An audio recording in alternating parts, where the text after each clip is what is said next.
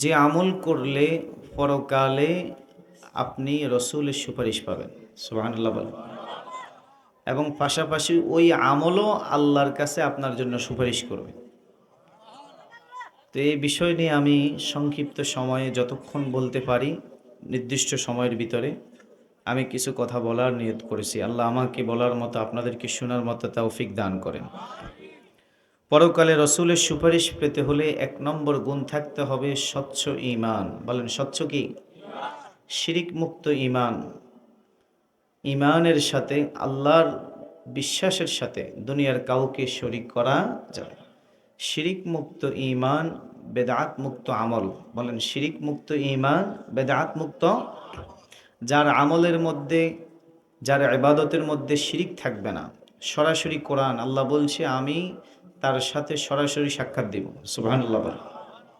কোরআনে কারীমের সূরাতুল কাহফের সর্বশেষ আয়াত আল্লাহ বলছেন, فمن كان يرجو لقاء ربه فليعمل عملا صالحا ولا يشرك بعبادة ربه أحدا।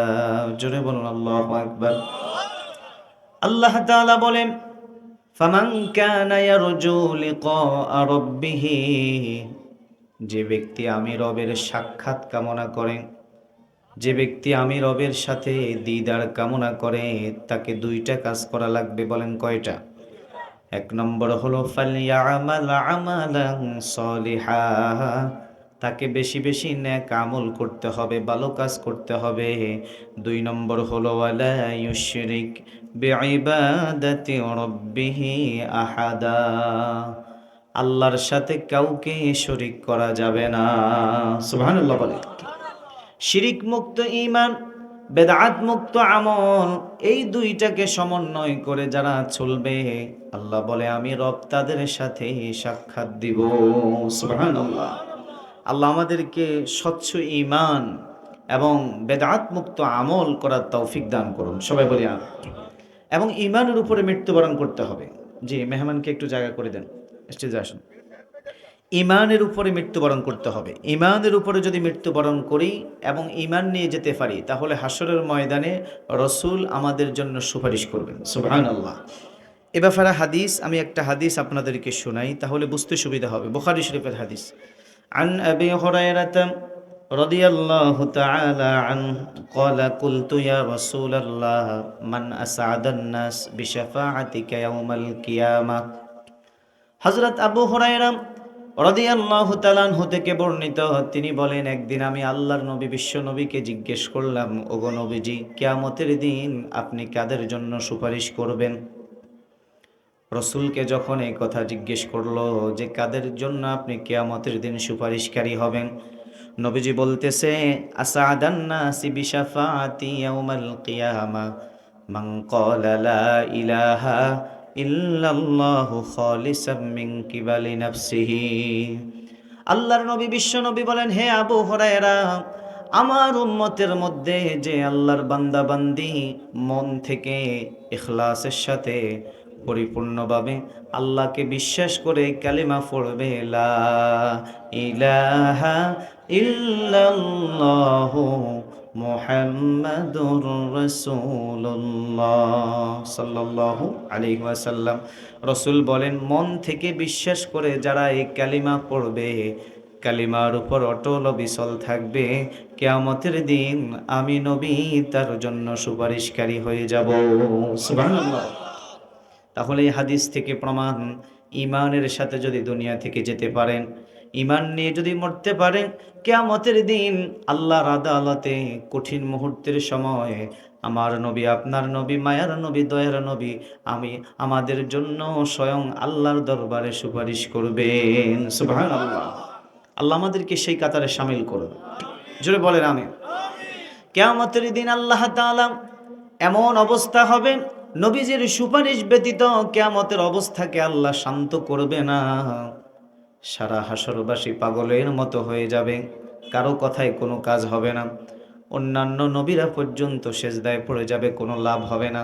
শেষ পর্যন্ত আমার নবী, বিশ্ব নবীকে আল্লাহ তাআলা হাসরের ময়দানে এমন একটা স্পেশাল জায়গা দান করবেন, যার নাম হলো মাকামে মাহমুদ। বলেন কি নাম? মাকামে মাহমুদ মানে প্রশংসিত জায়গা। আমার নবীজি প্রশংসিত জায়গার মধ্যে যখন গিয়ে সেজদায় পড়ে যাবে, রসুল বলেন আল্লাহ তাআলা আমাকে ওই সময় এমন কিছু বাক্য শিখিয়ে দিবেন, যেটা দুনিয়ার অন্য কোনো মানুষকে বলেন নাই, কোনো নবীকেও বলেন নাই।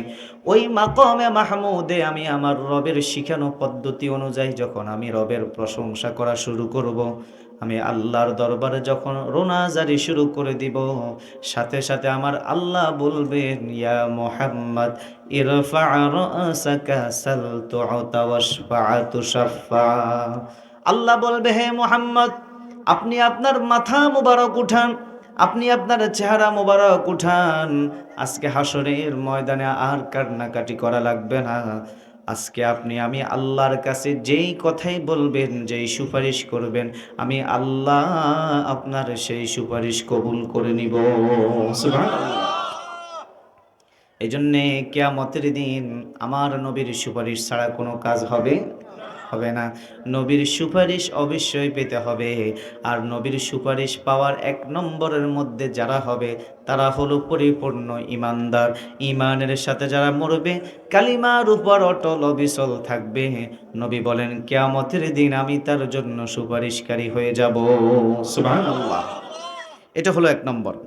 আরেকটা হাদিস, মুসলিম শরীফের হাদিস, হযরত আবু হুরায়রা রাদিয়াল্লাহু তাআলা আনহু থেকে বর্ণিত। তিনি বলেন, লিকুল্লি নাবিয়্যিন দাওয়াতুম মুস্তাজাবা। আল্লাহর নবী বলেন, প্রত্যেক নবীকেই আল্লাহ তাআলা কিছু স্পেশাল দোয়া দান করেছেন, যেই দোয়া নবী দুনিয়াতে করে গেছেন। যত নবীকে আল্লাহ যত দোয়া দিয়েছেন, প্রত্যেক নবী তাদের দোয়া দুনিয়াতে করে চলে গেছেন। আমার নবী বিশ্ব নবী বলতেছে, ফাতাআজ্জালা কুল্লু নাবিয়্যিন দাওয়াতাহু। প্রত্যেক নবী তাদের দোয়া দুনিয়াতে করে গেছে। ওয়া ইন্নী ইখতাবাতু দাওয়াতি শাফাআতাল লিউম্মতি ইয়াউমাল কিয়ামাহ। আর আমি আমার উম্মতের জন্য কিয়ামতের দিন আমার গুনাহগার উম্মতকে জাহান্নাম থেকে বাঁচানোর জন্য আমি নবী আমার স্পেশাল দোয়াগুলাকে সংরক্ষণ করে রেখে দিয়েছি। সুবহানাল্লাহ। আমি নবী আমারটা গোপন রেখেছি, দুনিয়াতে করি নাই। হাসরের ময়দানে যখন আমার উম্মতেরা বিপদে পড়ে যাবে, অসহায় হয়ে যাবে, যাতে করে আমি তাদেরকে সুপারিশ করে জান্নাতে নিতে পারি, এজন্য আমি আমার সমস্ত দোয়া আমার উম্মতের জন্য রেখে দিয়েছি। সুবহানাল্লাহ বলেন। আমরা সেই নবীর উম্মত, আজকে সেই নবীর আদর্শ আমাদের ভালো লাগে না। এরপরে নবী বলেন, শুনে রাখো আমার উম্মতেরা, ফাহিয়ানা ইলাতুন ইনশাআল্লাহ মাম্মাতা মিন উম্মতি লা ইউশরিক বিল্লাহি শাইআ। আমার উম্মতের মধ্যে যে আল্লাহর বান্দা বান্দি মৃত্যুবরণ করেছে, মৃত্যুবরণ করার পূর্ব মুহূর্ত পর্যন্ত সে দুনিয়াতে আল্লাহর সাথে কাউকে শরিক করে নাই, এই শিরিক মুক্ত ঈমান নিয়ে যদি সে কবরে যায়, কিয়ামতের দিন আমি নবী তার জন্য আল্লাহর কাছে সুপারিশ করব। সুবহানাল্লাহ। যারাই ঈমান অবস্থা মৃত্যুবরণ করবে, শর্ত হলো শিরিক করা যাবে না, তাহলে রাসূল বলেন আমি তার জন্য সুপারিশ করব। সুবহানাল্লাহ। আল্লাহ আমাদেরকে শিরিক মুক্ত ঈমান, বেদাত মুক্ত আমল করার তৌফিক দান করুন। শিরিক বুঝছেন মানে আল্লাহর সাথে শরিক করা। বলেন কার সাথে? আল্লাহ যেটা পারে, দুনিয়ার অন্য কোনো মানুষ এটা পারে, এটা মনে করা, এটা কি? শিরিক। অনেকে ছেলে হয় না, মেয়ে হয় না, বিপদ আপদ কাটে না, তখন বাবার দরবারে যায়, আছে না নাই? যে বাবার কাছে গেলে ছেলে হবে, মেয়ে হবে, বিপদ থেকে উদ্ধার পাওয়া যাবে, নাউজুবিল্লাহ বলি না। অথচ কোরআনে আল্লাহ বলছেন, ইয়াহাবু লিমান ইয়াশাউ ইনাসা ওয়া ইয়াহাবু লিমান ইয়াশাউ যুকুর।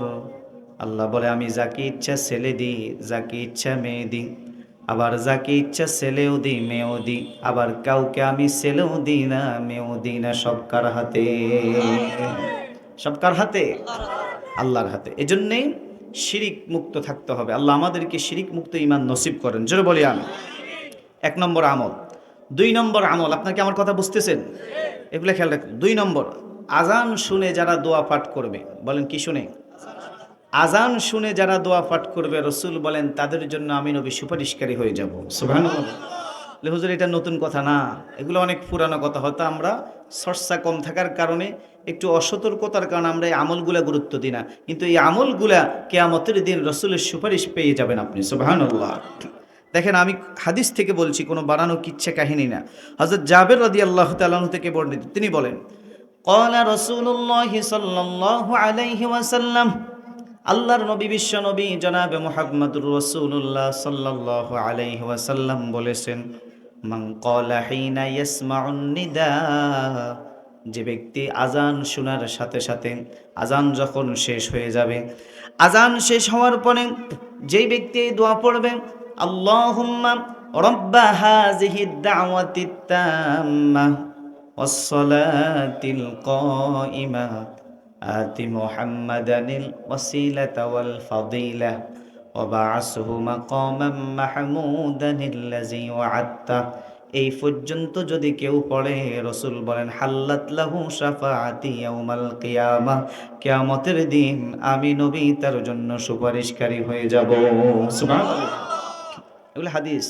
তাহলে আজান শেষ হলে আমরা দোয়া পাঠ করব ইনশাআল্লাহ। বলে আল্লাহুম্মা, বলেন, রব্বা হাযিহি দাওয়াতি তাম, হে আল্লাহ, এই পরিপূর্ণ আহ্বান ও প্রতিষ্ঠিত সালাতের মালিক, আল্লাহুম্মা রব্বা হাযিহি দাওয়াতি তাম্মা ওয়াস সালাতিল কাইমা, প্রতিষ্ঠিত সালাতের মালিক, আতি মুহাম্মাদানিল ওয়াসিলাতা ওয়াল ফাদিলা, মুহাম্মদ সাল্লাল্লাহু আলাইহি ওয়াসাল্লামকে ওসিলা ও সর্বোচ্চ মর্যাদার অধিকারী আপনি করে দিন। সুবহানাল্লাহ। ওয়াবআসহু মাকামান মাহমুদানিল্লাযী ওয়া'আদতা, এবং আমার নবীকে আপনি সেই মাকামে মাহমুদে পৌঁছায়া দিন, যে মাকামে মাহমুদের অঙ্গীকার স্বয়ং আপনি নিজেই দিয়েছেন। সুবহানাল্লাহ। নবীর জন্য দোয়া। নবী বলেন যে আজানের পরে যারা আমি নবীর উপরে দোয়া, এই দুরূদ পড়বে, রাসূল স্পষ্ট বলছেন, হাল্লাত লাহু শাফাআতি ইয়াউমাল কিয়ামা, তার জন্য কিয়ামতের দিন আমি নবীর সুপারিশ অবধারিত হয়ে যাবে। সুবহানাল্লাহ বলে। এটা হলো একটা হাদিস। আরেকটা হাদিসে আছে, আন ওমর ইবনুল খাত্তাব রাদিয়াল্লাহু তাআলা আনহু, হযরত ওমর রাদিয়াল্লাহু তাআলা আনহু থেকে বর্ণিত, তিনি বলেন, ইজা ক্বালাল মুআজ্জিন, যখন মুয়াজ্জিন বলে আল্লাহু আকবার, আল্লাহ, বলেন না আল্লাহু আকবার, আল্লাহ, মুয়াজ্জিন যখন বলবে আল্লাহু আকবার, আল্লাহু আকবার, তখন আমরাও কি বলবো? জবাব। আবার মুয়াজ্জিন যখন বলবে আশহাদু আল্লা ইলাহা ইল্লাল্লাহ, আমরাও কি বলবো? মুয়াজ্জিন যখন বলবে আশহাদু আন্না মুহাম্মাদার রাসূলুল্লাহ, আমরা কি বলবো? এখানে ভুল হয়ে গেছে। হ্যাঁ, ধরা এখানে খাইছেন একটা মিস্টেক। এটা আমরা একবারে বেশিরভাগ মানুষ এই ভুলটা করি। মুয়াজ্জিন যখন বলবে আশহাদু আন্না মুহাম্মাদার রাসূলুল্লাহ, তখন আমাদেরকে বলতে হবে আশহাদু আন্না মুহাম্মাদার রাসূল। এখানে সাল্লাল্লাহু আলাইহি সাল্লাম বলা যাবে না। কিন্তু আমরা ওই সাল্লাল্লাহু আলাইহি সাল্লাম কেন বলি? ওই যে রসুলের নাম শুনছি এই জন্য বলতেছি। কিন্তু এখানের জবাব হলো, রসুল শিক্ষা দিয়েছেন যে আশহাদু আন্না মুহাম্মাদার রাসূলুল্লাহর জবাবেও আশহাদু আন্না মুহাম্মাদার রাসূলুল্লাহই বলতে হবে। বিষয়টা বুঝছেন? আজকে ধরাই দিলাম। এরপরে রসুল বলেন, যখন মুয়াজ্জিন বলবে হাইয়া আলাস সালাহ, তখন তোমরা বলবে লা হাওলা ওয়ালা কুওয়াতা। আবার মুয়াজ্জিন যখন বলবে হাইয়া আলাল ফালাহ, তখনও তোমরা বলবে লা হাওলা ওয়ালা কুওয়াতা। এরপরে রসুল বলে, মুয়াজ্জিন যখন বলবে আল্লাহু আকবার, আল্লাহু আকবার, তোমরাও বলবে আল্লাহু আকবার, আল্লাহ। মুয়াজ্জিন যখন বলবে লা ইলাহা ইল্লাল্লাহ, তোমরাও বলবে লা ইলাহা। অর্থাৎ পুরা আজান মুয়াজ্জিন যেভাবে বলবে আমরাও সেভাবে বলবো, শুধু হাইয়া আলাস সালাহ আর হাইয়া আলাল ফালার মধ্যে লা হাওলা ওয়ালা কুওয়াতা, এটাই বেশ কম, আর কোনো বেশ কম। রসুল বলেন, মুয়াজ্জিনের আজানের সাথে সাথে যারা এই জবাবগুলার সাথে সাথে দিয়ে দিবে, নবী বলেন, মিন কিবালিহি দাখালাল জান্নাহ, এই জবাবগুলা দেওয়ার কারণে আল্লাহ তাআলা তাকে জান্নাতে প্রবেশ করাবেন। সুবহানাল্লাহ। দেখছেন, আমল ছোট স্বাভাবিক মনে হয়, কিন্তু এই আমলটার কারণে আল্লাহ জান্নাতের মালিক বানায় দিবেন। সুবহানাল্লাহ বলেন। আজকে থেকে করবো তো ইনশাআল্লাহ। আমরা আজানের সময় কথা বলি, ঠিক না? এজন্যই হ্যাঁ, কোনো মজলিস যেমন যেমন একটা মজলিস চলতেছে, কোনো অনুষ্ঠান চলতেছে, তখন উত্তম হলো, এখানে গুরুত্বপূর্ণ কথা চলতেছে, তখন উত্তম হলো ওইখান থেকে যদি একজনে উত্তর দিয়ে দেয় তাহলে সবার পক্ষ থেকে কি আদায় হয়ে যাবে। কিন্তু আমরা যখন ভিন্ন ভিন্ন থাকবো তখন আমরা প্রত্যেকেই মনোযোগ সহকারে আজান শুনবো, জবাব দিব, এবং আজানের পর আল্লাহুম্মা রাব্বা হাযিহি দাওয়াতিত তাম্মা ওয়াস সালাতিল কায়িমা আতি মুহাম্মাদানিল ওয়াসিলাতা ওয়াল ফাদিলা ওয়া বা'আসহু মাকামান মাহমুদান আল্লাযী, এই পর্যন্ত হাদিসে আছে। এই পর্যন্ত যদি কেউ বলে, রাসূল বলেন হাল্লাত লাহু শাফাআতি ইয়াউমাল কিয়ামা, তার জন্য কিয়ামতের দিন আমি নবীর সুপারিশ অবধারিত হয়ে যাবে। সুবহানাল্লাহ। তাহলে এই দুইটা হাদিস থেকে প্রমাণ পেলাম আরেকটি আমল, আজান শুনে আজানের জবাব এবং আজানের পর যারা দোয়া পড়ে তাদের জন্য কিয়ামতের দিন সুপারিশ করবেন জনাবে মুহাম্মদুর রাসূলুল্লাহ সাল্লাল্লাহু আলাইহি ওয়াসাল্লাম। আল্লাহ তাআলা আমাদেরকে আমল করার তৌফিক দেন, জোরে বলি আমিন। আরেকটি আমলের কথা বলবো, আপনাদের কষ্ট হয়? ওয়াজে আসছি কিছু আমল করার জন্য, কি বলেন? যদি আমল না করতে পারি তাহলে তো লাভ হবে না। আরেকটি কথা খেয়াল করেন, রাসূল বলেন কোরআনে কারীমের এমন একটা সূরা আছে, এই সূরাটা যদি কেউ প্রতিদিন রাতের বেলা তেলাওয়াত করে, এই সূরা কিয়ামতের দিন আল্লাহর দরবারে তার জন্য সুপারিশ করবে, এবং আল্লাহ এই সূরা তেলাওয়াতের বরকতে তার জিন্দেগীর গুনাহ মাফ করে দিবেন। সুবহানাল্লাহ। সেটা হলো সূরাতুল মুলক। বলেন কোন সূরা? সূরাতুল মুলক। এটা 29 নম্বর পারার প্রথম পৃষ্ঠা, মাত্র 3.5 পৃষ্ঠা। কত পৃষ্ঠা? 3 পৃষ্ঠার কাছাকাছি। কেউ যদি এশার নামাজের পরে এই সূরাটা তেলাওয়াত করে, অনেক হাদিস এই সূরার ব্যাপারে আছে যে তার কবরকে আল্লাহ আলোকিত বানায় দিবেন। সুবহানাল্লাহ। এশার পরে, বলেন কোন সময়? এশার পরে। আর ফজরের পরে সূরা ইয়াসিন। ফজরের পরে কি? পুরা দিন আল্লাহ বিপদ আপদ থেকে হেফাজত করবেন। মাগরিবের পরে সূরা ওয়াকিয়া, স্বয়ং রিজিকের জিম্মাদার আল্লাহ হয়ে যাবেন। সুবহানাল্লাহ বলেন। দেখেন হাদিসে রাসূল কি বলে, আমি হাদিসটা আপনাদেরকে শোনাই। মুসনাদে আহমদ ইবনে হাম্বলের হাদিস, এবং এই হাদিসটি অন্য হাদিসের কিতাবে বর্ণিত আছে, বিশেষ করে তিরমিজি শরীফের হাদিস। হযরত আবু হুরায়রা রাদিয়াল্লাহু তাআলা আনহু থেকে বর্ণিত, তিনি বলেন ক্বালা রাসূলুল্লাহি সাল্লাল্লাহু আলাইহি ওয়াসাল্লাম, আল্লাহর নবী বিশ্ব নবী বলেছেন, ইন্না সূরাতাম মিনাল কুরআনি সালাসুনা আয়া। নবীজি বলছেন কোরআনে কারীমের একটা সূরা আছে যার আয়াত সংখ্যা হলো 30। কত? 30টা আয়াত বিশিষ্ট একটা সূরা কোরআনে কারীমে রয়েছে। রাসূল বলেন শাফাআত লিরাজুলিন, এই সূরাটা যে পড়বে ওই ব্যক্তির জন্য কিয়ামতের দিন আল্লাহর দরবারে সুপারিশ করবে। সুবহানাল্লাহ। এরপরে রাসূল বলেন হাত্তা গুফির লাহু, শুধু সুপারিশ করবে তা না, এই সূরা যারা রাত্রিবেলা তেলাওয়াত করবে আল্লাহ তাআলা তাদের জিন্দেগীর সমস্ত গুনাহগুলা মাফ করে দিবেন। সুবহানাল্লাহ। ওয়াহিয়া সূরাতু তাবারাকাল্লাযী বিয়াদিহিল মুলক, অর্থাৎ সেই সূরাটা হলো তাবারাকাল্লাযী বিয়াদিহিল মুলক, অর্থাৎ সূরাতুল মুলক।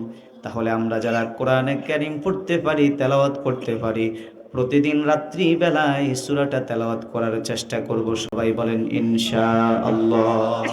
আল্লাহ তৌফিক দেন।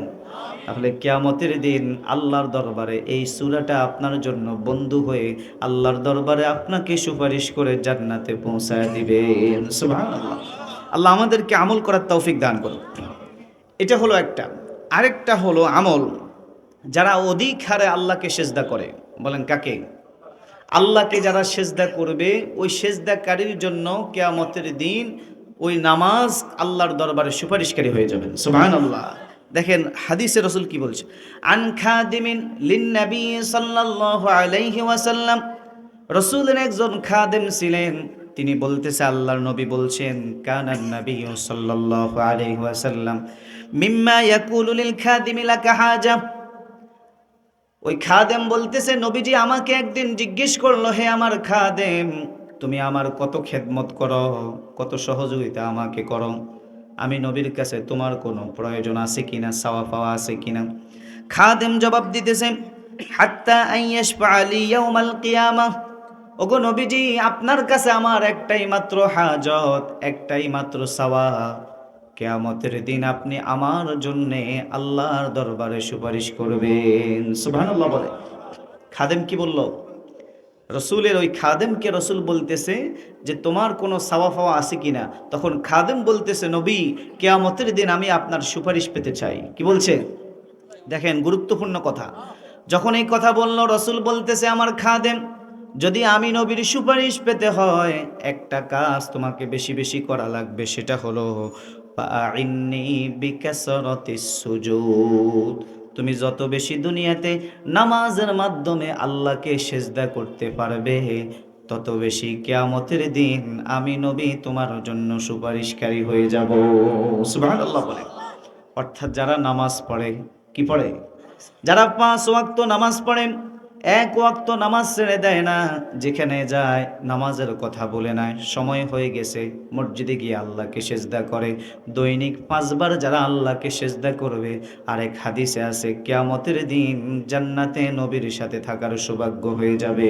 সুবহানাল্লাহ।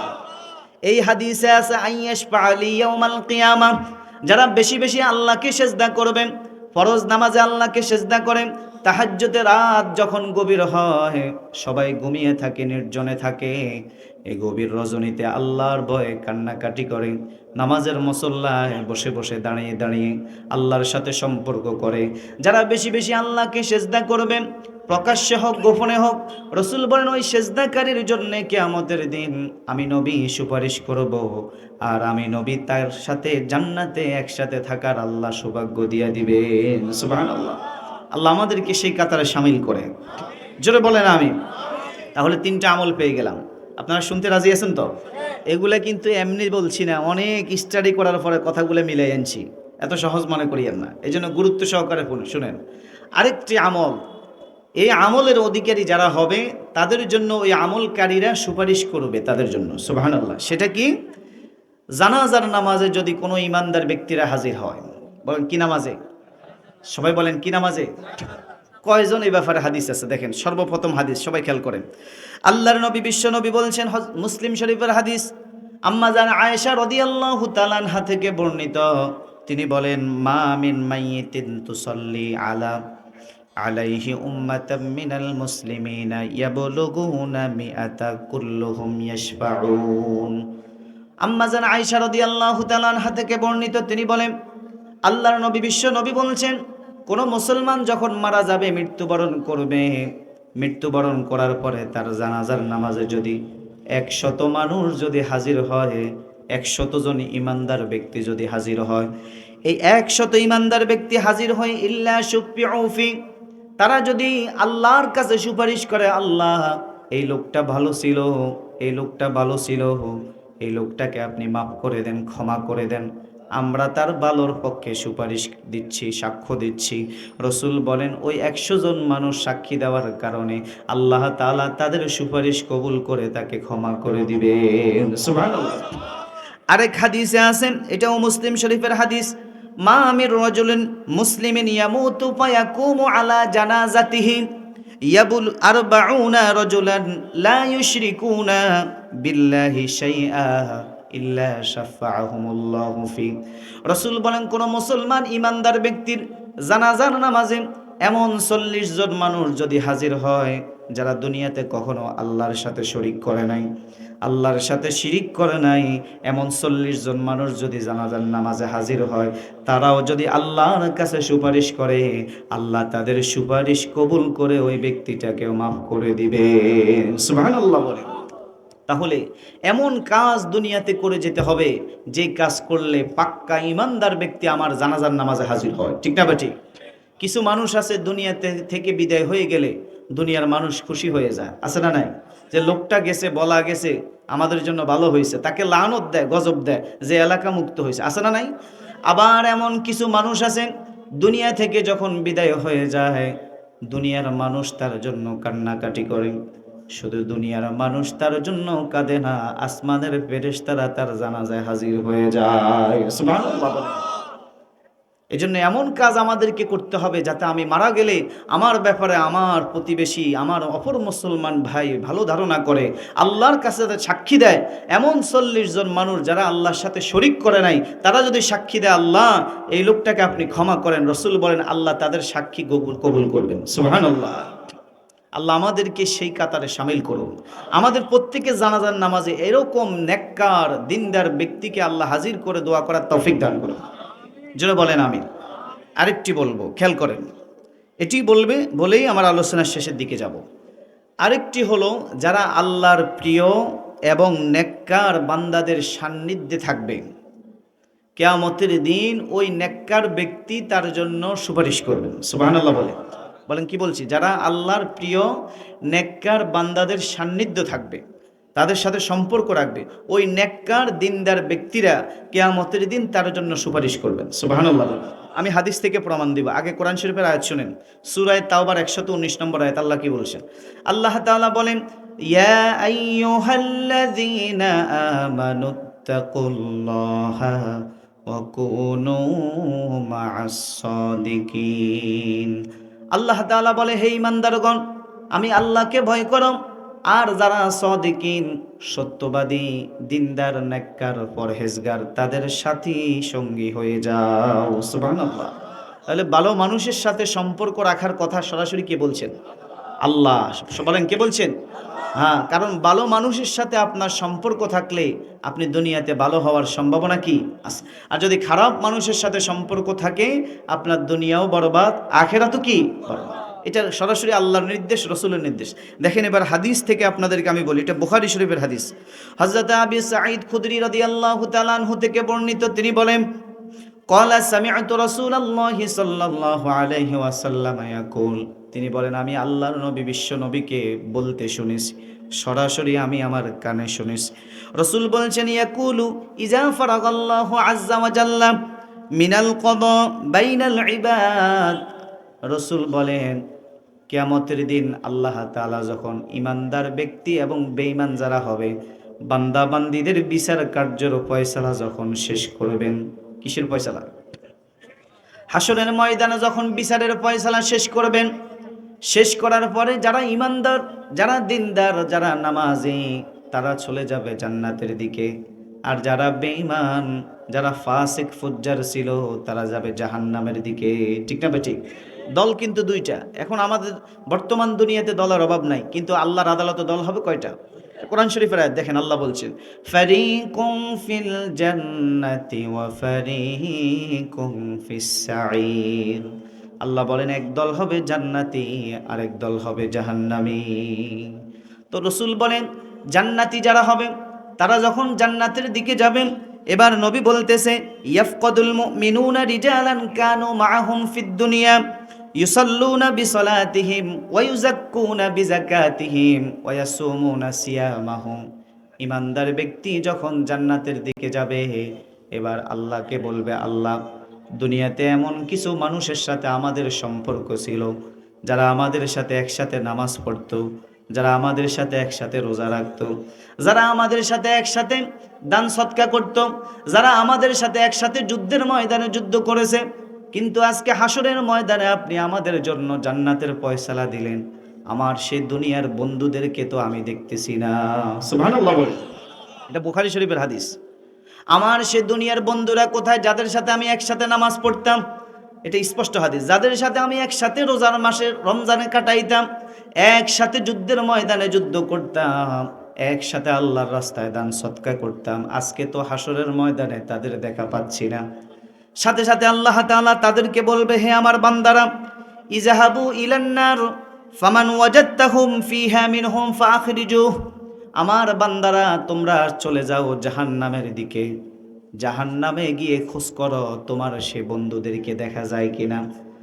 ইমানদার ব্যক্তি যখন জাহান্নামের দিকে যাবে, গিয়ে দেখবে তার বন্ধু যে দুনিয়াতে তার সাথে একই সাথে চলাফেরা করেছে, একসাথে নামাজ আদায় করছে, কিন্তু দুই একটা ভুলের কারণে যে কোনোভাবে আল্লাহর দরবারে ধরা খেয়ে গেছে, জাহান্নামের আসামি হয়ে গেছে। এখন আল্লাহকে বলবে, আল্লাহ আমার এই বন্ধু দুনিয়াতে আমার সাথে একসাথে নামাজ পড়তো, রোজা রাখতো, আমি সাক্ষ্য দিচ্ছি, আল্লাহ আপনি দয়া করে আমার বন্ধুকে মাফ করে দেন। সাথে সাথে আল্লাহ বলবেন, আখরিজুহু মিনান নার, তোমার যাকে মন চায় তাকে তুমি জাহান্নাম থেকে বের করে জান্নাতে নিয়ে যাও। সুবহানাল্লাহ। এটা বুখারী শরীফের হাদিস। তাহলে আমার মুসলমান ভাইয়েরা, এই হাদিস থেকে স্পষ্ট প্রমাণ, ভালো মানুষের সাথে যদি আমার সম্পর্ক থাকে, নামাজি ব্যক্তিদের সাথে যদি আমার সম্পর্ক থাকে, দিনদার আল্লাহওয়ালা দিনদার মানুষ, ভালো মানুষ, সত্য মানুষের সাথে যদি সম্পর্ক থাকে, দুনিয়াতেও লাভবান, আখেরাতেও আল্লাহর আদালতে জান্নাতের মালিক হওয়া যাবে। ঠিক না ঠিক? একটা বাংলা প্রবাদ আছে আমাদের দেশে, সৎসঙ্গে স্বর্গবাস, বলেন না, সৎসঙ্গে স্বর্গবাস, অসৎসঙ্গে। ভালো মানুষের সাথে সম্পর্ক রাখলে আপনি ভালো হবেন, ভালো হওয়ার আশা করা যায়। আর আপনি যারা, বিশেষ করে এখানে যারা যুবক আছেন, অনেক যুবক ভাইরা আছে না, অনেক যুবতী বোনেরা আছেন, আমি আপনাদেরকে বলছি, আজকে আমাদের বর্তমান দেশে যুব সমাজ ধ্বংসের সবচাইতে বড় যে কারণগুলা, তার মধ্যে অন্যতম কারণ হলো খারাপ বন্ধুদের সাথে আড্ডা দেওয়া। ঠিক না বেঠিক? আমার যুবক ভাইরা আজকে দিন দিন নষ্ট হয়ে যাচ্ছে, দিন দিন বেপথে চলে যাচ্ছে। যুবক ভাইরা আজকে নেশার সাথে জড়িত হয়ে যাচ্ছে, যুবক ভাইরা আজকে ইয়াবার সাথে জড়িত হয়ে যাচ্ছে, যুবক ভাইরা আজকে মেয়েদের পিছনে ইফটিজিং করা শিখছে। কেন? খারাপ বন্ধুদের সাথে আড্ডা দিয়ে। ঠিক না বেঠিক? পড়ালেখার সাথে কোনো সম্পর্ক নাই, দিন ধর্মের সাথে, ইসলামের সাথে, কোরআনের সাথে কোনো সম্পর্ক। ওই যে খারাপ বন্ধুদের সাথে চলতে চলতে সে এখন খারাপ হয়ে গেছে। আমি আমার যুবক ভাইদেরকে বলি, আপনি যে সম্পর্ক রাখেন, আপনার বন্ধুটা যদি নামাজি না হয়, আপনার বন্ধুটা যদি আল্লাহ না করুক সিগারেট খোর হয়, কি খোর, অথবা ইয়াবাখোর, বাবাখোর, আপনি কিন্তু সিগারেট খান না, একদিন দুই দিন তার সাথে চলতে চলতে অটোমেটিক বন্ধু বলবে একটু টান দিয়ে দেখো, মজা লাগবে। দেখবেন চলতে চলতে হঠাৎ করে সে আপনাকে সিগারেট খোর বানায় দিবে। ঠিক না ঠিক?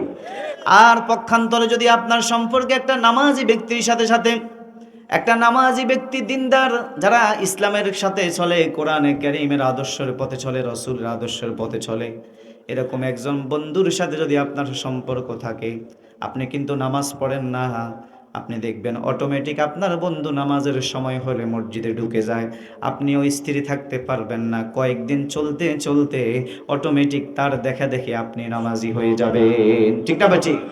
আর আল্লাহ না করুক, আপনার বন্ধু যদি সিগারেট খোর হয়, ইয়াবা খোর হয়, বাবা খোর হয়, অথবা সমাজের যত খারাপ কাজ আছে এগুলোর সাথে জড়িত থাকে, আপনি যতই ভালো হন না কেন, অটোমেটিক তার খারাপ প্রভাব আপনার ভিতরে চলে আসবে। ঠিক না ঠিক? এই জন্যেই একটা হাদিস আমার মনে পড়ে গেল, শোনাবো। হযরত আনাস রাদিয়াল্লাহু তাআলা আনহু থেকে বর্ণিত, গুরুত্বপূর্ণ হাদিস, সবাই খেয়াল করেন। হযরত আনাস রাদিয়াল্লাহু তাআলা আনহু থেকে বর্ণিত, তিনি বলতেছেন, আন্না রাজুলান সালান নাবিয়্যা সাল্লাল্লাহু আলাইহি ওয়াসাল্লাম, এক ব্যক্তি এসে আল্লাহর নবীকে জিজ্ঞেস করলো, ইয়া রাসূলুল্লাহ, ইয়া হাবিবাল্লাহ, মাতাস সাআ, কিয়ামত কবে হবে? কি বলছে? রাসূল তাকে পাল্টা জিজ্ঞেস করলো, তুমি যে জিজ্ঞেস করলে কিয়ামত কবে হবে, ভাই ভালো আছেন? আচ্ছা, মা আদাত্তু লাহা, কিয়ামতের জন্য তোমার কি প্রস্তুতি আছে? কি বলছে? কিয়ামতের জন্য তোমার। সাহাবী বলতেছে, ইয়া রাসূলুল্লাহ, লা শাই, ওগো নবীজি, না না, আমার কোনো প্রস্তুতি নাই, তবে একটা জিনিস আমি পছন্দ করি, সেটা হলো ইন্নী উহিব্বুল্লাহ ওয়া রাসূলাহু, আমি আল্লাহ এবং তার রাসূলকে ভালোবাসি। সুবহানাল্লাহ বলে। কাকে ভালোবাসে? আমি আল্লাহ এবং তার রাসূলকে ভালোবাসি। রাসূল বলতেছে, সাহাবী, তুমি যেহেতু আল্লাহ এবং তার রাসূলকে ভালোবাসো, তাহলে শুনে রাখো, আল মারউ মা'a মান আহাব্বা, যার সাথে যার মোহাব্বত, তার সাথেই তার কিয়ামত। সুবহানাল্লাহ বলে। তুমি যাকে দুনিয়াতে ভালোবাসো, তুমি যাকে দুনিয়াতে মোহাব্বত করো, যার সাথে তোমার উঠা বসা চলাফেরা, কিয়ামতের দিন তার সাথেই তোমাকে উঠতে হবে। সুবহানাল্লাহ বলি। এবার সিদ্ধান্ত নেন, সম্পর্ক কার সাথে রাখবেন, কাদের সাথে রাখবেন? যার সাথে আপনার সম্পর্ক, যার সাথে আপনার চলাফেরা, মুআমেলা, যাকে আপনি মোহাব্বত করেন, কিয়ামতের দিন তার সাথে আপনার হাসর হবে। ঠিক না ঠিক? আপনার সম্পর্ক যদি নামাজি ব্যক্তিদের সাথে, দিনদার ব্যক্তিদের সাথে, সত্যবাদী ব্যক্তিদের সাথে, আল্লাহ এবং তার রাসূলের বিধান মতে যারা চলে, ইসলামের পক্ষে যারা আছে, কোরআনের পক্ষে যারা আছে, তাদের সাথে যদি আপনার সম্পর্ক হয়ে যায়, আলহামদুলিল্লাহ, দুনিয়াটাও দামি হয়ে যাবে, আখিরাতও দামি হয়ে যাবে। ঠিক না বেঠিক? আল্লাহ না করুক যদি কোনো বেঈমান, ফাসিক, ফুজ্জার, যারা ইসলাম বিদ্বেষী, কোরআন বিদ্বেষী, নবী বিদ্বেষী, এক কথায় যারা গুনাহের সাথে জড়িত, এরকম ব্যক্তির সাথে যদি সম্পর্ক থাকে, দুনিয়াও বরবাদ, আখিরাতও বরবাদ। ঠিক না বেঠিক?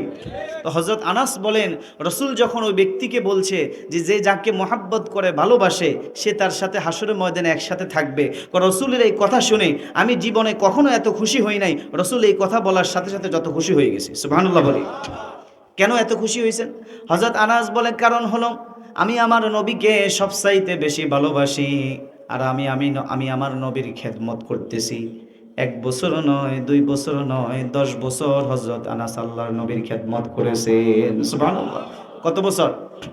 আনাস বলতেছেন, ফামা ফারিহনা বিশাইইন ক্বালা আনাসুন উহিব্বুন নাবিয়্য সাল্লাল্লাহু আলাইহি ওয়াসাল্লাম ওয়া আবা বকরিন ওয়া উমারুন আরজু আন আকুনা মাআহুম, রাওয়াহুল বুখারী।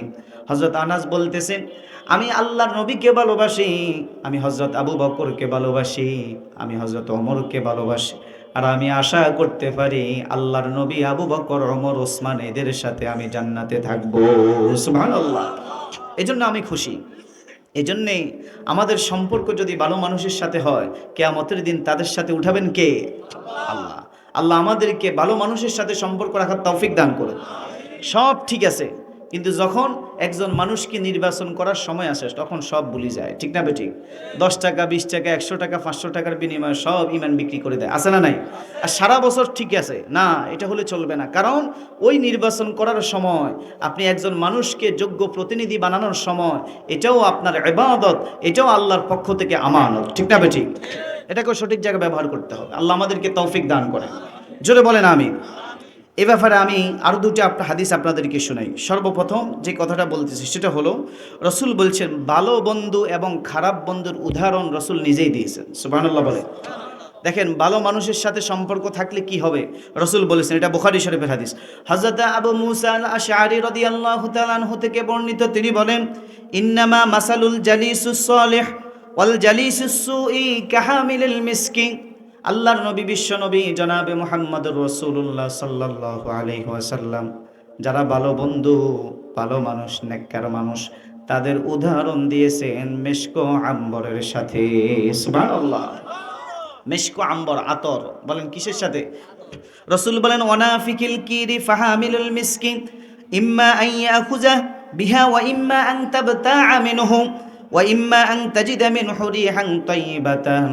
রাসূল বলেন, কেউ যদি আতরের দোকানের পাশ দিয়ে যায়, কিসের দিয়ে? আতরের দোকানের পাশ দিয়ে গেলে আপনি দুইটা উপকার পাইবেন। কয়টা? হয় আপনি যদি আতর ক্রয় করেন, দীর্ঘদিন পর্যন্ত আতরের উপকার পাবেন, ঠিক না বেঠিক?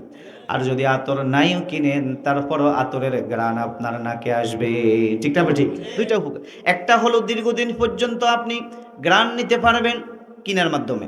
2 নম্বর হলো না কিনলেও যদিও আতরের পাশে দিয়ে যান, তারপরেও আতরের একটা ঘ্রাণ আপনার ভিতরে আসবে, ঠিক না বেঠিক? দুইটা। ঠিক অনুরূপভাবে রাসূল বলেন, আপনি যদি দুনিয়াতে কোনো ভালো মানুষের সাথে সম্পর্ক রাখেন, ভালো ব্যক্তিদের সাথে আপনার উঠা বসা হয়, আপনি কিন্তু তাদের সাথে যান নাই, কিন্তু একটু সম্পর্ক রাখছেন, রাসূল বলেন তারপরেও আতরের মতো ভালো মানুষের একটা প্রভাব তার ভিতরে চলে আসবে। সুবহানাল্লাহ। আর আতর কিনলে যেভাবে দীর্ঘদিন পর্যন্ত উপকার পাবেন, ঠিক ভালো মানুষের সাথে সম্পর্ক করে তাদের সাথে উঠা বসা করলে, তাদের সাথে যদি মিশে যান, দীর্ঘদিন পর্যন্ত ঈমানের পাওয়ার আপনার হয়ে যাবে। সুবহানাল্লাহ বলেন। এই উদাহরণটা রসুল দিয়েছেন। 2 নম্বর উদাহরণ, রসুল, অনাফিকুল কিরি ইম্মা আইয়াহারিকা সিয়াবাকা ওয়া ইম্মা আন তাজিদা খবিসা। এরপরে রসুল খারাপ বন্ধু যারা, পাপিষ্ট বন্ধু যারা, তাদের উদাহরণ দিয়েছেন কামারের মতো। কিসের মতো? কামারের দোকানে আগুন প্রজ্বলিত করে, তাতে লোহা নরম করে, বিভিন্ন জিনিস তৈরি করে, ঠিক না ঠিক? হাফরের দোকানে গেলে দুইটা ক্ষতি আপনি পাবেন। দুইটা ক্ষতি বলেন, উপকার বলেন। 1 নম্বর হলো, যদি আপনি কামারের দোকানে বসে থাকেন, হয় আপনার কাপড়কে, আপনার জামাকে আগুনের স্ফুলিঙ্গ এসে জ্বালিয়ে দিবে, একটা ক্ষতি। আরেকটা হলো, কামারের দোকানে বসলে অবশ্যই কামারে যে পোড়া দেয় সেটার একটা দুর্গন্ধ, একটা ধোঁয়া আপনার নাকের ভিতরে ঢুকবে, ঠিক না ঠিক? রসুল বলতেছে, ঠিক অনুরূপভাবে একটা খারাপ বন্ধুর সাথে যদি তোমার সম্পর্ক থাকে, ওই খারাপ বন্ধুর একটা প্রভাব তোমার ভিতরে আল্লাহ দিয়ে দিবেন। আর আল্লাহ না করুক কোনো মতেই যদি তার সাথে মিশে যাও, যেরকম আগুনের স্ফুলিঙ্গ তোমার জামা কাপড়কে পুড়ে ফেলবে, ঠিক ওই খারাপ বন্ধুটা তোমার সাথে মিশার কারণে তোমার ঈমানটাকে সে ধ্বংস করে দিবে, ঠিক না বেঠি? এই হাদিস যদি আমরা বুঝতে পারি, আশা করি আমরা বুঝতে পারবো। আজকে থেকে নিয়ত করেন, সম্পর্ক রাখবো ভালো মানুষের সাথে। যারা যুবক ভাইরা আছেন, স্কুল কলেজ ভার্সিটিতে পড়েন, আপনাদেরকে আমি পরামর্শ দিব, সম্পর্ক রাখবেন আপনার ক্লাসে যে ছেলেটা ফার্স্ট বয়, পড়ালেখায় ভালো, মেধায় ভালো, দিনদার, নামাজি, এদের সাথে সম্পর্ক রাখেন, দেখবেন আপনার দুনিয়াও লাভ আখিরাতও লাভ। ঠিক না বেঠিক? আর আপনার সম্পর্ক যদি জিকে পড়ালেখা করে না, সমাজের মধ্যে যে বখাটে নামে পরিচিত, সারাদিন মেয়েদের পিছনে পিছনে ঘুরে, নেশার সাথে ঘুরে, মানুষের সম্পদ নষ্ট করে, চুরি করে, ডাকাতি করে, মানুষের ক্ষতি করে, এই পর্যায়ের এই শ্রেণীর যারা, তাদের সাথে যদি সম্পর্ক হয়, আপনার দুনিয়াও শেষ আখিরাতও শেষ। ঠিক না বেঠিক? এই জন্য আমি আমার যুবক ভাইদেরকে বলবো, ভালো মানুষের সাথে সম্পর্ক রাখেন। আপনি যেই লাইনের হন কোনো অসুবিধা নেই, তাহলে আপনার দুনিয়া ভালো হবে, আখেরাতও ভালো হবে। আর যদি খারাপ বন্ধুদের সাথে আপনি মিশেন, তাহলে আপনার দুনিয়াও শেষ, আখেরাতও কি। আর যারা এখানে গার্ডিয়ান আছেন, আপনাদেরকে আমি পরামর্শ হিসেবে একটা কথা বলতে চাই। আজকে আমাদের ছোট বাচ্চারা, আমাদের ছেলে এবং মেয়েরা ধ্বংসের পিছনে অন্যতম কারণ হলো আমরা নিজেরা, আমরা গার্ডিয়ান। ঠিক না বেঠিক? বলে হুজুর এটা কিভাবে?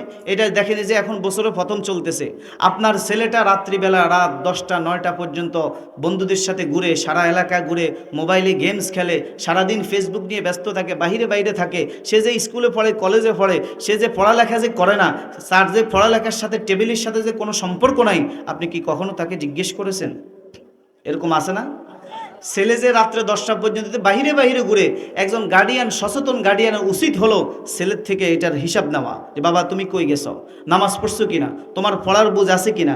রাত্রে 10টা পর্যন্ত, রাতের বেলা ছেলেদেরকে বাহির হতে দিবেন না, পড়ার টেবিলে বসাইতে হবে। ঠিক না বেঠিক? ঘোরাফেরার একটা সময় আছে, কিন্তু আপনার ছেলেটার অবস্থা কি?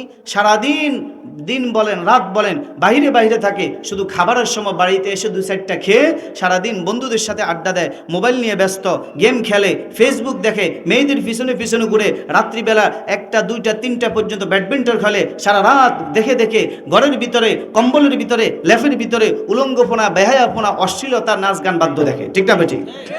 তাহলে আমরা যারা গার্ডিয়ান আছি, আমরা যদি একটু সচেতন হই, তাহলে আমাদের ছেলে মেয়েরা আরও ভালো পথে আসার সম্ভাবনা কি আছে। এখন আমরা যারা গার্ডিয়ান আছে, আমরা রাত্রে 10টা পর্যন্ত দোকানে বসে বসে আড্ডা দিই। ঠিক না বেঠিক? চা খাই, বিড়ি খাই, কার কি হয়েছে গিবত শেখায়ত বেগিন দোকানে বসে করি, আছে না নাই? দোকানটাকে একটা সংসদ ভবন বানায় ফেলছি, আছে না নাই? আমরাই বাহিরে ঘুরে ঘুরে ছেলের সামনে সিগারেট খাই, ছেলের সামনে খারাপ ভাষায় কথা বলি, একজন আরেকজনকে গালি দিই। তাহলে আমার ছেলে, আমার মেয়ে আমার থেকে কি শিখবে? আমি তো তার জন্য আদর্শ মা, আদর্শ বাবা। ঠিক না বেঠিক? এজন্য আমি পরামর্শ দিব, যারা গার্ডিয়ান আছে, প্রত্যেক সন্তান রাত্রেবেলা পড়ার টেবিলে বসে কিনা এটা আপনারা খেয়াল রাখতে হবে। আপনারা তাদেরকে পাহারা দিবেন, নামাজে আসে কিনা খেয়াল রাখতে হবে। এরপরে কোথায় যা, কার সাথে মিশে, যে বন্ধুর সাথে তার সম্পর্ক, ওই বন্ধুটা কি নামাজি কিনা, ভালো কিনা, এগুলা খোঁজখবর রাখার দরকার আছে না? এই জন্য এগুলার যদি আমরা খেয়াল রাখি, দেখবেন আপনার সন্তান অনেক ক্ষেত্রে ভালো হয়ে যাবে। আল্লাহ আমাদেরকে তৌফিক দান করে। এই জন্য আল্লাহর নবী, বিশ্বনবী আমাদেরকে বলছেন, হে আমার উম্মতেরা, তোমরা অবশ্যই ভালো মানুষের সাথে সম্পর্ক রাখো, কারণ ভালো মানুষের সাথে সম্পর্ক রাখলে যাকে তুমি মহাব্বত করবে, ভালোবাসবে, কিয়ামতের দিন আল্লাহ তার সাথে তোমাকে হাসরের ময়দানে উঠাবে। সুবহানাল্লাহ। দেখেন, কোরআন শরীফের আয়াত থেকে শুনাইলাম। এরপরে কোরআনে কারীমের সূরা মায়েদার 55 নম্বর আয়াতে কি বলছে? ইন্নামা ওয়ালিয়্যুকুমুল্লাহু ওয়া রাসূলুহু ওয়াল্লাযীনা আমানুল্লাযীনা ইউকিমুনাস সালাহ। আল্লাহ তাআলা বলেন, নিশ্চয়ই তোমাদের প্রকৃত বন্ধু, প্রকৃত অভিভাবক হলাম আমি আল্লাহ এবং আমার রাসূল। সুবহানাল্লাহ। বলেন, আমাদের প্রকৃত বন্ধুকে আল্লাহ এবং তার রাসূল। এরপরে আল্লাহ বলেন, যদি বন্ধু বানাইতে হয় কাকে বানাবে? আল্লাযীনা আমানু, যারা ঈমানদার তাদেরকে বন্ধু বানাও। সুবহানাল্লাহ বলে। এরপরে আল্লাহ বলেন, শুধু ঈমানদার মুখে দাবি করলে হবে না, মুসলমান দাবি করলে হবে না, ইউকিমুনাস সালাহ, ঈমানদারের মধ্যে যারা নামাজি, নামাজ প্রতিষ্ঠাকারী, তাদেরকে বন্ধু বানাও। সুবহানাল্লাহ বলে। এরপরে আল্লাহ আরো বলছেন, ওয়ায়ুতুনাজ যাকা, যারা আল্লাহর রাস্তা দান সদকা করে, এদেরকে বন্ধু বানাও। এরপর আল্লাহ বলছেন, ওয়াহুম রাকিউন, যারা রুকু করে, যারা বিনয়ী, এক কথায় যারা জামাতের সাথে নামাজ পড়ে, এরকম ব্যক্তিদেরকে বন্ধু বানাও। তোমার দুনিয়াও দামি হবে, আখিরাতও দামি হবে। সুবহানাল্লাহ বলে। সরাসরি কোরআন, সরাসরি কি? এই জন্য আরেকটি হাদিস আমি আপনাদেরকে বলতেছি, খেয়াল করেন। এই জন্য আল্লাহর নবী, বিশ্বনবী বলছেন, কিয়ামতের কঠিন মুসিবতের সময় এমন অবস্থা হবে, বন্ধু বন্ধু থেকে পালায়া যাবে, কেউ কারো উপকার করতে পারবে না। আর যদি ভালো মানুষের সাথে, যদি ভালো বন্ধুর সাথে সম্পর্ক রাখেন, এটা কাজে আসবে। হাসরের ময়দানে তার সাথে হাসরের ময়দানে উঠা যাবে। নামাজি ব্যক্তি যারা হবে, দিনদার যারা হবে, তাদের হাসর হবে নবীদের সাথে, সিদ্দিকিনদের সাথে, শুহাদা ইকরামদের সাথে, নেককার ব্যক্তিদের সাথে। আর বেনামাজি ফাসিক ফুজ্জার যারা হবে, তাদের হাসর হবে মা ফিরআউনা ওয়া কারুন ওয়া হামান। ফেরাউনের সাথে হবে, কারুনের সাথে হবে, হামানের সাথে হবে। এক কথায় জাহান্নাম ছাড়া উপায় থাকবে। দেখেন বুখারী শরীফে একটা ঘটনা আছে, আমি সংক্ষেপে শুধু বোঝার জন্য বলতেছি। আল্লাহর নবী, বিশ্ব নবী বলেন, বনি ইসরাইলের ভিতরে এক ব্যক্তি ছিল, সে ৯৯ জন মানুষকে হত্যা করছে। কতজন? অনেকে ঘটনাটা জানেন, বুঝার জন্য বলতেছি।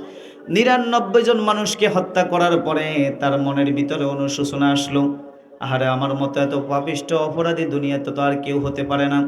সে মনে মনে নিয়ত করছে, আমি তওবা করব। খোঁজাখুঁজি করতেছে কার কাছে যাব। লোকেরা দেখাই দিছে সর্বপ্রথম যে তুমি একজন খ্রিস্টান পাদ্রী আছে তার কাছে যাও। যখন ওই খ্রিস্টান পাদ্রীর কাছে গিয়ে বলল, আমি ৯৯ জন মানুষকে হত্যা করেছি, আমার কি কোনো ক্ষমা আছে কিনা? ও খ্রিস্টান পাদ্রী জবাব দিতেছে, না না, তোমার কোনো ক্ষমা নাই। সে চিন্তা করলো যেহেতু ক্ষমা নাই, সুতরাং আর তোমাকে রাখি লাভ কি, ১০০ পুরাই ফেলি। তাকেও হত্যা করে ফেলছে। নাউজুবিল্লাহ বল। এবার ১০০ জন যখন হয়ে গেল, এটা হাদিসের কথা বলতেছি, এবার তার ভিতরে আরো অনুভূতি জাগ্রত হলো, না না, আমি তো চরম অন্যায় করে ফেললাম, বড় অপরাধ করে ফেললাম, এতগুলা মানুষকে হত্যা করলাম। আবার খোঁজ করা আরম্ভ করে দিল, কোথায় গেলে আমি ভালো হয়ে ফিরে আসতে পারবো। কিছু মানুষ তাকে পরামর্শ দিল, তুমি এক জায়গায় যাও, ওইখানে একজন মুসলমানদের বড় আলেম আছে, রাহেব আছে, তার কাছে চলে যাও। সেখানে গিয়ে পরামর্শ নাও, হয়তো তিনি তোমাকে আশার বাণী শোনাতে পারেন। চলে গেল দৌড় মেরে ওই বড় দিনদার ব্যক্তির কাছে, গিয়ে বলতেছে, আমি তো এতজন মানুষকে হত্যা করেছি, আমার কোনো ক্ষমার সুযোগ আছে কিনা? ওই আল্লাহর বান্দা তাকে জবাব দিল, তুমি আল্লাহর রহমত থেকে নৈরাশ হইও না। আল্লাহ বলছেন, লা তাকুনাতু মির রাহমাতিল্লাহ, তোমরা আল্লাহর রহমত থেকে নৈরাশ হইও না। তুমিও আল্লাহর রহমত থেকে নৈরাশ হইও না। তবে তুমি যে যত বড় অপরাধ করেছ, তোমার তাওবাও হতে হবে তত বড়। তোমাকে আমি একটা পরামর্শ দিব, অমুক জায়গায় অমুক এলাকায় অনেক দূর এখান থেকে, ওইখানে কিছু নেককার ব্যক্তিদের আগমন আছে। ওইখানে নেককার কিছু আল্লাহওয়ালা দিনদার ব্যক্তিরা আছে, তারা বসে বসে আল্লাহকে স্মরণ করে, তারা বসে বসে আল্লাহর কথা বলে, আল্লাহ তাদেরকে খুব পছন্দ করে। তুমি যদি ওই নেককার ব্যক্তিদের সাথে মিশে যাও, তাদের সাথে সম্পর্ক করে ফেলো, আশা করা যায় আল্লাহ তোমাকে ক্ষমা করে দিবেন। সুবহানাল্লাহ। লোকটা দেরি করলেন না, তাওবা করার জন্য, সংশোধন হওয়ার জন্য, জিন্দেগিকে পরিবর্তন করার জন্য রওনা হয়ে গেলেন নেককার যারা, তাদের কাতারের দিকে। এবার নেককার ব্যক্তিদের কাছে যখন রওনা হয়ে গেলেন, আল্লাহর হুকুমে কত দূর যাওয়া পর্যন্ত, এখনো পর্যন্ত পৌঁছে নাই, অর্ধেকের বেশি রাস্তা বাকি আছে। আল্লাহর হুকুমে মালাকুল মউত আজরাইল হাজির হয়ে গেছে তার জানটা কবজ করার জন্যে। সুবহানাল্লাহ বলি। মালাকুল মউত যখন হাজির হয়ে গেছে, এবার দেখতেছে রহমতের ফেরেশতাও চলে আসছে, গজবের ফেরেশতাও চলে আসছে। রহমতের ফেরেশতারা বলতেছে, আমরা তার জানটা নিব। গজবের ফেরেশতা বলতেছে, না না, সে এত বড় জালেম, ১০০ জন মানুষকে খুন করছে, তার জানটা আমরা কবজ করব, সে তো পাপিষ্ঠ ছিল। রহমতের ফেরেশতা বলতেছে, না না, সে যতই পাপিষ্ঠ হোক না কেন, সে তো আল্লাহর কাছে তওবা করে ফেলেছে। আর এই তওবা করেই, তওবাকারী যারা, যারা আল্লাহর নেককার বান্দা, তাদের কাছে যাওয়ার জন্য সে রওনা হয়ে গেছে। সুবহানাল্লাহ। ফেরেশতাদের মধ্যে যখন বাকবিতণ্ডা শুরু হলো, এবার আল্লাহর পক্ষ থেকে ঘোষণা করা হলো যে তোমরা একজন আরেকজনের উপরে পালাই দিও না। একটা পরামর্শ দিই, সে যে জায়গা থেকে রওনা হয়েছে, যদি নেককারদের জায়গা তার কাছে হয়, তাহলে রহমতের ফেরেশতারা তার জানটা নিয়ে যাবে। আর যদি তার জায়গাটা দূরবর্তী হয়ে যায়, তাহলে গজবের ফেরেশতা যারা আছে তারা তার জানটা কবজ করবেন। আল্লাহর রহমতের ফেরেশতারা যখন জমি মাপা আরম্ভ করে দিল, বাস্তব দৃষ্টিকোণ থেকে সে কিন্তু বেশি যাইতে পারে নাই, কিন্তু আল্লাহ তাআলা জমিনকে বলছে, জমিন তুমি আমার বান্দার জন্য খাটো হয়ে যাও, সংক্ষেপ হয়ে যাও, তার কাছে চলে আস। কারণ আমার বান্দা আমি আল্লাহর কাছে তাওবা করেছে, আমি আল্লাহ তার তাওবা কবুল করে নিয়েছি। সুবহানাল্লাহ। আল্লাহ তাআলার পক্ষ থেকে ফেরেশতারা যখন মাপলো, দেখতেছে নেককারদের যে পরিবেশে সে রওনা হয়েছে, ওই নেককারদের পরিবেশ তার মৃত্যু থেকে একবারে কাছাকাছি পৌঁছে গেছে, যেখান থেকে রওনা হয়েছে তখন রহমতের ফেরেশতা আল্লাহর বান্দার রূহটা কবজ করে ফেলল। সুবহানাল্লাহ বলে।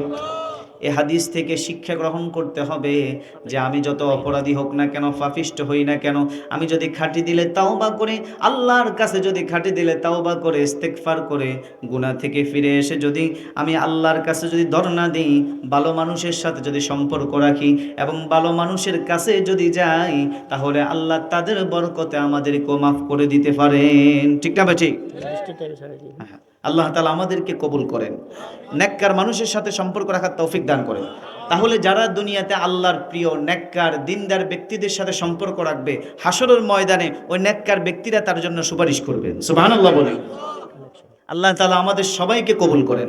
তাহলে যে গুণগুলোর কথা বললাম, স্বচ্ছ ঈমান, ঈমানের সাথে মৃত্যু, ইখলাসের সাথে শিরিক মুক্ত ঈমান, বেদাত মুক্ত আমল যারা করবে, কিয়ামতের দিন রাসূল তাদের জন্য সুপারিশ করবেন। সুবহানাল্লাহ। আরেকটি বলছিলাম, যারা আযানের দোয়া পড়ে, আযানের জবাব দেয়, তাদের জন্য রাসূল কিয়ামতের দিন সুপারিশ করবেন। সুবহানাল্লাহ। আরেকটি আমল সেটা বলি নাই, যারা কোরআনে কারীমের তেলাওয়াত করবে, কোরআনে কারীম অনুযায়ী জিন্দেগি যাপন করবে, এই কোরআন কিয়ামতের দিন তার জন্য সুপারিশ করবেন। সুবহানাল্লাহ।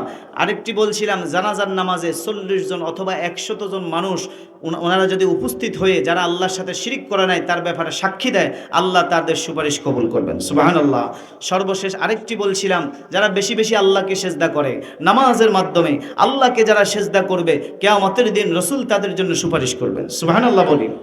আর শেষ বলছিলাম, যাদের সাথে ভালো মানুষের সম্পর্ক থাকবে, নেককার ব্যক্তিদের সাথে সম্পর্ক থাকবে, দিনদার ব্যক্তিদের সাথে সম্পর্ক থাকবে, ওই দিনদার ব্যক্তি কিয়ামতের দিন তার জন্য সুপারিশ করবেন। সুবহানাল্লাহ। আল্লাহ আমাদেরকে এই গুণগুলো অর্জন করার তৌফিক দান করুন। জোরে বলেন আমিন। সর্বশেষ একটা হাদিস খেয়াল করেন, রাসূল বলেন, ইজা মাতাল ইনসান ইনকাতা আনহু আমালুহু ইল্লা মিন সালাসা।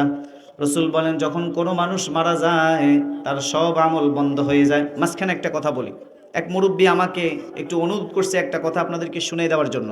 কে বলছে এটা বলবো না, শুনিয়ে দেওয়ার জন্য। কি আমাকে বলছে যে হুজুর, বর্তমান আমাদের এলাকায় অথবা অন্যান্য জায়গা বিয়ে শাদীর অনুষ্ঠানে গান বাদ্য ডেক সেট এই সমস্ত কিছু না বাজালে মনে হয় যেন বিয়েটা হয় না। আছে না নাই? এগুলো আছে নেই? এই সর্বপ্রথম আমি আপনাদেরকে বেশি বলবো না, শুধু এতটুকুই বলি, যারা বিয়ে শাদীর অনুষ্ঠানের মধ্যে গান বাদ্যের আয়োজন করে, গায়ে হলুদের নাম দিয়ে নারী পুরুষ একসাথ করে নাচাকুদা করে, বা বিভিন্ন রকমের অপসংস্কৃতি করে, বা বিভিন্ন রকমের বক্স এনে গান বাদ্য বাজায়, এদের সম্পূর্ণ এটা হারাম, কবিরা গুনাহ, প্রত্যেকটা নজরে নজরে কবিরা গুনাহ হবে। নাউজুবিল্লাহ বলি। এই বিয়েটা বেবরকত হবে। এবং যে বিয়ে শাদীর অনুষ্ঠানে এগুলা বাজা, আমার হাতে আল্লাহর কোরআন, ওই ঘরওয়ালা যে স্বামী স্ত্রী হবে যে দুজন, তাদের দাম্পত্য জীবন কখনো সুখময় হবে না। আপনি লিখে রাখেন। কারণ সর্বপ্রথম আপনি গজব দিয়ে শুরু করছেন, গুনাহ দিয়ে শুরু করছেন। বিয়ে একটা বরকতের জিনিস, বিয়ে একটা রসুলের সুন্নাহ। এই সুন্নাহটাকে যদি আল্লাহর কোরআন দ্বারা, ইসলাম মতে, রসুলের তরিকা মতে করি, সারা জিন্দেগি বরকত দিবে কে? আর প্রথমেই যদি গজব ঢুকাই, প্রথমেই যদি নাচ গানের আয়োজন করি, প্রথমেই যদি ডেকসেট বাজাই, তাহলে সেখানে অশান্তি দিবেন কে? দেখবেন কয়দিন পরে ডিভোর্স ছাড়া, অশান্তি ছাড়া, স্বামী স্ত্রীর অমিল ছাড়া আর কিছুই দেখবেন না। এই জন্য স্বামী স্ত্রী মিল মহাব্বত অটুট রাখার জন্য, দাম্পত্য জীবনকে সুখময় করার জন্য বিয়ে শাদীর অনুষ্ঠানে আমরা এগুলা করব। এলাকার মানুষ সবাই সচেষ্ট থাকব। মসজিদের ইমাম সাহেবের নেতৃত্বে যে বাড়িতে এগুলো হবে, সেই বাড়িতে গিয়ে তাদেরকে বুঝাবেন। যদি তারা না শুনে, তাদেরকে সবাই বয়কট করবেন। তাদের কোনো দাওয়াতে, তাদের কোনো অনুষ্ঠানে আমরা কেউ যাব না, ইনশাআল্লাহ। রাজি আছেন সবাই? আল্লাহ তৌফিক দান করুন। এটা বিস্তারিত কথা, তারপর আমি শুধু উনি অনুরোধ করছি বিদায় কথাটা জানাই দিছি। আল্লাহ আমাদেরকে তৌফিক দান করুন। জোরে বলি আমি। তাহলে রাসূল বলেন, যখন কোনো মানুষ মারা যায় সব আমল বন্ধ হয়ে যায়, ইল্লা মিন সালাসা, তিনটা বাকি থাকে। বলেন কয়টা? ইল্লা মিন সাদকাতিন জারিয়া, সদকায়ে জারিয়ার আমল বাকি থাকে। 2 নম্বর, আও ইলমুন ইউনতাফাউ বিহি, উপকারী ইলম বাকি থাকে, কোরআনের ইলম বাকি থাকে। 3 নম্বর, আও ওয়ালাদুন সলিহুন ইয়াদউ লাহু, নেককার সন্তান যদি মা বাবার জন্য দোয়া করে, আল্লাহ তাআলা ওই মা বাবার কবরে সেই দোয়ার সওয়াব পৌঁছায়া দেন। সুবহানাল্লাহ। তাহলে সদকায়ে জারিয়া, প্রবাহমান সদকা, প্রবাহমান নেক আমল, যেটা সব সময় যেতে থাকবে। আপনি দেশের যে কোনো জায়গায় থাকেন, মনে করেন আপনার ছেলে আমেরিকা থাকে, সৌদি আরব থাকে, আপনাকে যদি ফোন দেয়, সাথে সাথে আপনার ফোন বেজে উঠে কিনা? আপনি তো অনেক দূরে, 5,500 কিলোমিটার সৌদি আরব থেকে বাংলাদেশ। তাহলে ওই 5,500 কিলোমিটার থেকে আপনার ছেলে যদি আপনার জন্য বিকাশে 5,000 10,000 টাকা ফাটা আসেনি, তাহলে যে আল্লাহ মানুষের বুদ্ধি দিয়া 5,500 কিলোমিটার থেকে বিকাশের মাধ্যমে বিভিন্ন জায়গার মাধ্যমে টাকা যদি আপনার এই দেশে ফাটাইতে পারে, সে আল্লাহ 3.5 হাত মাটির নিচে এই সামান্য জায়গা থেকে উপর থেকে নেকামল নিচে ফাটাইতে পারবে কি পারবে না? তাহলে আমরা মাটির নিচে যাওয়ার পরে, কবরে যাওয়ার পরে, যাতে আমার কবরে সদকায়ে জারিয়ার আমল জারি থাকুক, আমরা সবাই এই সদকায়ে জারিয়ার আমলগুলো দুনিয়া থেকে করে যাবো তো ইনশাআল্লাহ।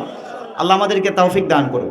সদকায়ে জারিয়া যেমন মসজিদ, মাদ্রাসা, গরিব, অসহায়, মিসকিন, যেগুলো প্রবাহমান, একটা কল করে দিয়েছেন সেখানে মানুষ পানি খাবে, অথবা একটা মসজিদ করে দিয়েছেন সেখানে মানুষ নামাজ পড়বে, একটা মাদ্রাসা সহযোগিতা করছেন সেখানে পোলাপাইন কোরআনে কারিম শিখবে, দিন শিখবে, যত মানুষ নামাজ পড়ে যত সওয়াবের অধিকারী হবে, এটার একটা অংশ আল্লাহ ফ্যাক্সিলিটার বিকাশের মতো আপনার কবরে পৌঁছায় দিবেন। সুবহানাল্লাহ।